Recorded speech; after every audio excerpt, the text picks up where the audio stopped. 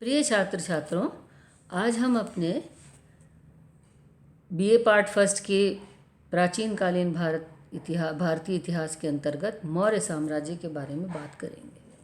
हमने अपने पिछले लेक्चर में बात की थी कि मौर्य साम्राज्य जिसकी स्थापना चंद्रगुप्त मौर्य के द्वारा की गई और किस तरीके से नंद वंश का समूल नाश करके घनानंद को समाप्त करके कौटिल्य और चंद्रगुप्त मौर्य के द्वारा मौर्य साम्राज्य की मगध में स्थापना की गई।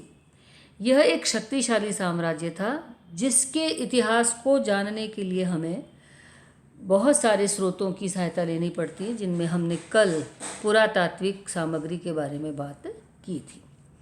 आज हम मौर्य साम्राज्य को जानने के लिए जो साहित्यिक सामग्री है उसके बारे में बात करेंगे, क्योंकि जब तक पुरातात्विक सामग्री या शिलालेख उत्खनन सामग्री हमें प्राप्त नहीं हुई थी, तब तक मौर्य साम्राज्य के बारे में जो भी जानकारी हमें प्राप्त थी वह साहित्य के माध्यम से ही प्राप्त थी। जो साहित्य है उस साहित्य को हम दो भागों में बांट के रखते हैं, देशी साहित्य और विदेशी साहित्य। अर्थात संस्कृत, पाली और प्राकृत भाषा में लिखे गया जो भारत का स्थानीय साहित्य था उसे हम देशी साहित्य के अंतर्गत रखते हैं, और जो यूनानियों, चीनी यात्रियों या बैक्ट्रियाई लेखकों के द्वारा जो सामग्री, साहित्यिक सामग्री हमें प्राप्त होती है उसे हम विदेशी साहित्य के अंतर्गत रखते हैं।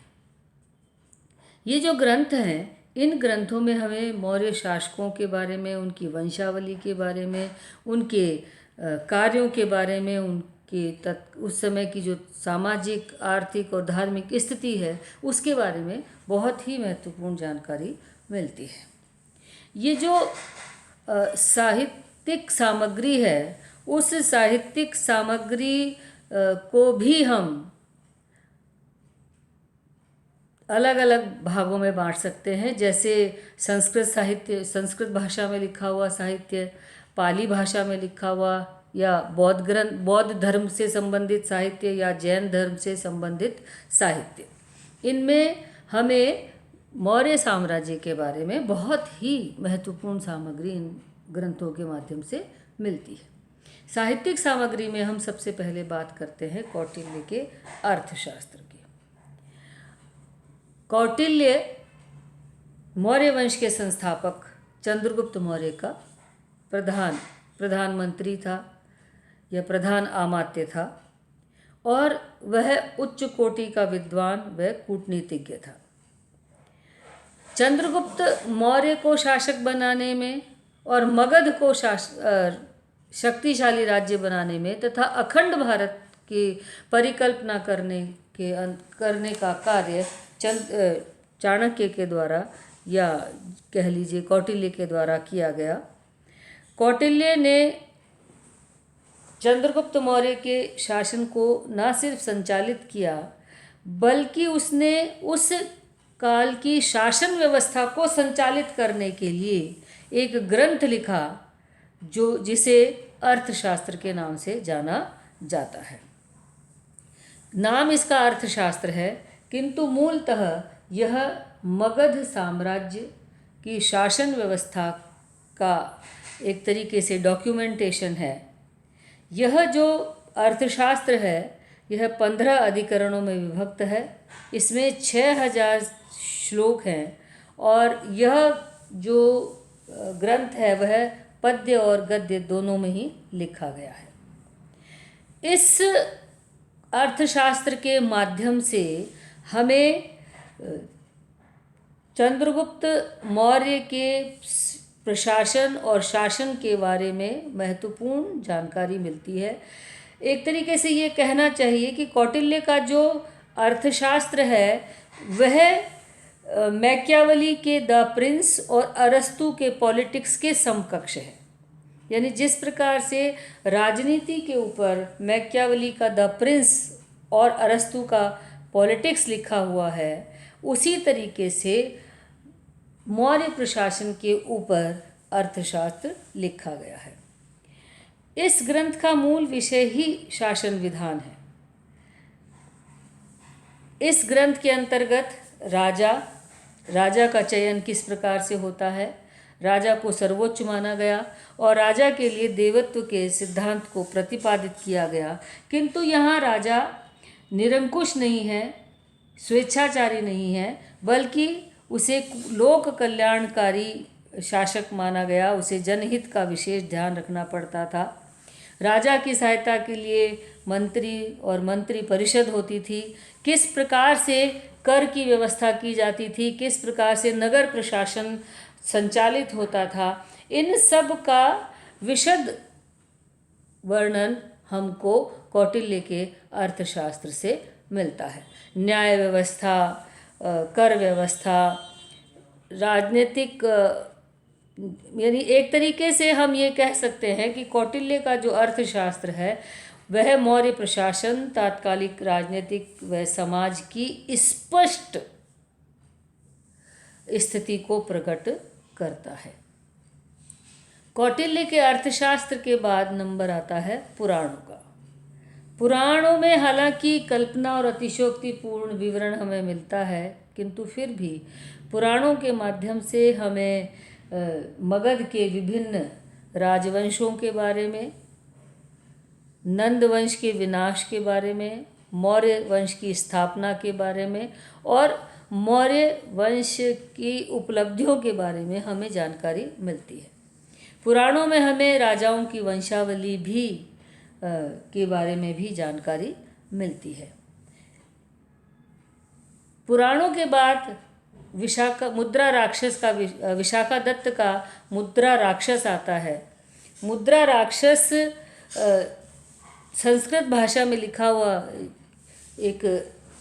संस्कृत भाषा में लिखी हुई का नाटक है, जिसमें हमें नंद वंश के पतन, चंद्रगुप्त मौर्य के उत्थान, मौर्यकालीन सभ्यता और संस्कृति की विशेष रूप से जानकारी मिलती है। पाणिनि के अष्टाध्यायी के माध्यम से हमें मौर्यकालीन राजनीतिक अवस्था की जानकारी मिलती है। पाणिनि की अष्टाध्यायी के अंतर्गत उसने मौर्य काल की राजनीतिक अवस्था के बारे में वर्णन हमें इसमें मिलता है। पतंजलि के महाभाष्य में हमें प्रत्यक्षतः तो बहुत ज़्यादा जानकारी नहीं मिलती है, लेकिन अप्रत्यक्ष रूप से हमें पतंजलि के महाभाष्य में भी मौर्य वंश के इतिहास की जानकारी मिलती है। सोमदेव के कथा सरित सागर और क्षेमेंद्र की वृहत कथा मंजरी से भी हमें मौर्य साम्राज्य के बारे में, मौर्य शासकों के बारे में, मौर्य वंश के बारे में जानकारी मिलती है। अब हम बात करते हैं बौद्ध ग्रंथों की। बौद्ध ग्रंथों के अंतर्गत महावंश, दीपवंश, महाबोधि वंश, महापरिवार निर्माण और मिलिंदपन्हो, दिव्यावदान और मंजूश्री मूल कल्प के माध्यम से हमें तात्कालिक मौर्य समाज के बारे में जानकारी मिलती है। मौर्य काल के बारे में, मौर्य वंश के बारे में महत्वपूर्ण जानकारी मिलती है। महावंश के अंदर हमें चंद्रगुप्त मौर्य के प्रारंभिक जीवन की जानकारी मिलती है। महाबोधि वंश में हमें मौर्य वंश की जानकारी मिलती है और यह भी जानकारी मिलती है कि अशोक प्रारंभ में एक अत्याचारी क्रूर शासक था और बाद में वह अहिंसा का प्रबल समर्थक बन गया था। महापरिनिर्वाण में हमें चंद्रगुप्त मौर्य के बारे में, उसके वंश के बारे में, इन सब के बारे में हमें महत्वपूर्ण जानकारी मिलती है। मिलिंदपन्हो में हमें नंद सेना का किस प्रकार से चंद्रगुप्त मौर्य के द्वारा विनाश किया गया, इसके बारे में हमें महत्वपूर्ण जानकारी मिलती है। इसी तरीके से दीपवंश, दिव्यावदान व मंजूश्री मूल कल्प से भी हमें मौर्य शासन के बारे में, मौर्य वंश के बारे में जानकारी मिलती है। जैन ग्रंथ परिशिष्ट पर्वन के माध्यम से हमें यह पता चलता है कि चंद्रगुप्त मौर्य ने अपने जीवन के अंतिम दिनों में जैन धर्म को अपना लिया था, क्योंकि उसके साम्राज्य में भीषण अकाल पड़ा था और इस अकाल को दूर करने में के लिए, सुकाल बनाने के लिए उसने जैन धर्म अपने शासन का परित्याग किया और जैन साधु बन करके दक्षिण में चला गया और दक्षिण भारत में ही चंद्रगुप्त के द्वारा उपवास के माध्यम से अपने जीवन का त्याग चंद्रगुप्त के द्वारा कर दिया गया था। परिशिष्ट पर्वन में ही हमें चंद्रगुप्त मौर्य की वंशावली भी मिलती है। क्षेमचंद्र के वृहत कथा मंजरी से भी हमें चंद्रगुप्त मौर्य के प्रारंभिक जीवन और नंद वंश के अंतिम शासकों और उनके संघर्ष के बारे में हमें महत्वपूर्ण जानकारी मिलती है। इस तरीके से इन देशी साहित्यों के माध्यम से हमें चंद्रगुप्त मौर्य, अशोक, बिंदुसार, मौर्य वंश, उनके कार्य, उनकी सामाजिक, राजनीतिक, धार्मिक गतिविधियों, उनकी उपलब्धियों के बारे में, उनकी वंशावली के बारे में महत्वपूर्ण जानकारी मिलती है। चंद्रगुप्त मौर्य सिकंदर का समकालीन रहा है और सिकंदर के द्वारा जब भारत पर आक्रमण किया गया और भारत के सीमावर्ती क्षेत्रों को चंद्रगुप्त ने जीत लिया था और उसके बाद में उन लोगों के साथ में चंद्रगुप्त मौर्य का पहले संघर्ष हुआ और उसके बाद यूनानियों के साथ में चंद्रगुप्त का समझौता हुआ और उसके परिणाम स्वरूप बहुत सारे यूनानी साहित्यकार भारत आए और कुछ यूनानी भारत में राजदूत के रूप में नियुक्त हुए। उनके द्वारा लिखे गए ग्रंथों से भी हमें तात्कालिक इतिहास की महत्वपूर्ण सामग्री प्राप्त होती है, जिनमें सबसे प्रमुख है मेगस्थनीज के द्वारा लिखी गई इंडिका। मेगस्थनीज सेल्यूकस के समय में चंद्रगुप्त मौर्य के दरबार में 6 वर्ष के लिए राजदूत नियुक्त हुआ था और इसलिए उसने चंद्रगुप्त मौर्य के शासन, प्रशासन और उस समय की घटने वाली प्रमुख घटनाओं को प्रत्यक्ष रूप से देखा था।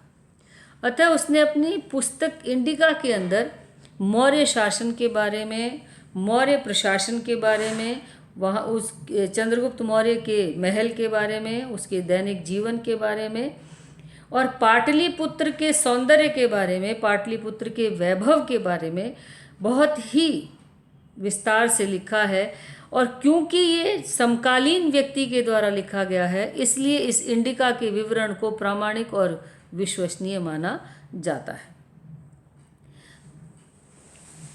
मेगस्थनीज ने पाटलिपुत्र के नगर प्रशासन के बारे में, नगर समितियों के बारे में, चंद्रगुप्त की दैनिक दिनचर्या के बारे में और उसके महल के बारे में, उसकी उपलब्धियों के बारे में उसने इतने विस्तार से लिखा है कि हमें जो कुछ कमियां, अगर हम ये माने कि कौटिल्य के अर्थशास्त्र में रह गई थी, उन सब कमियों को मेगस्थनीज के द्वारा की इंडिका के द्वारा पूरा किया जाता है।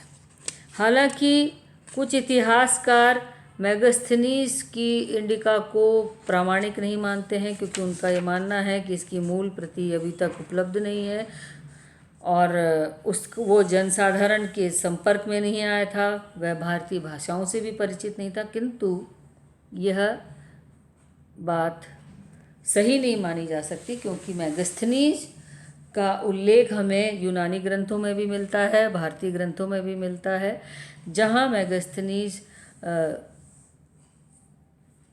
को भारत में यूनान का राजदूत बताया गया है।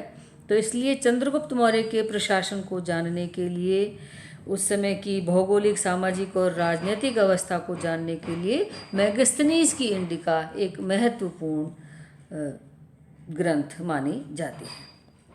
इसके अतिरिक्त डायोनिसियस, जो कि बिंदुसार के समय में भारत आया था, उसने भी अपने द्वारा भारत के बारे में विवरण लिखा है।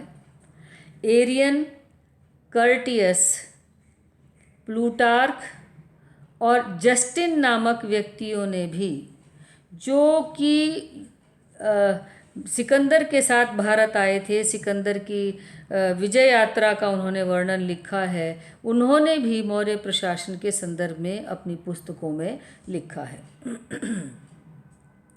विश्व के प्रथम इतिहासकार हेरोडोटस की पुस्तक हिस्टोरिका और प्लूटार्क, एरियन और जस्टिन ने मौर्य युग की घटनाओं पर काफ़ी प्रकाश डाला है, जिसमें कि जो प्लिनी है उसने भी भारत के संदर्भ में महत्वपूर्ण जानकारी अपने ग्रंथों में दी है।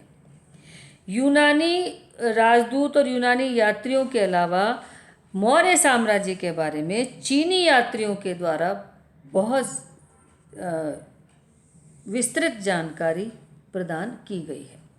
फाहियान और वेनसांग ने अपने यात्रा वृतांत में, जो कि उस समय बौद्ध धर्म की शिक्षा ग्रहण करने के लिए भारत में आए थे, उन्होंने, ये दोनों जो यात्री हैं वो बौद्ध ग्रंथों की और बौद्ध शिक्षा की खोज में आए थे। उन्होंने अशोक के विषय में, कलिंग युद्ध से पूर्व अशोक के क्रूर स्वभाव के बारे में और मौर्य प्रशासन के बारे में बहुत ही महत्वपूर्ण जानकारी फाहियान और ह्वेनसांग ने अपनी यात्रा वृतांतों के माध्यम से दी है। इस तरीके से हम ये देखते हैं कि पुरातात्विक सामग्री और साहित्यिक सामग्री के माध्यम से हम मौर्य इतिहास को जानने का सफल प्रयास करते हैं और मौर्य शासन के बारे में, मौर्य साम्राज्य के बारे में, उनकी उपलब्धियों के बारे में महत्वपूर्ण सामग्री प्राप्त करते हैं।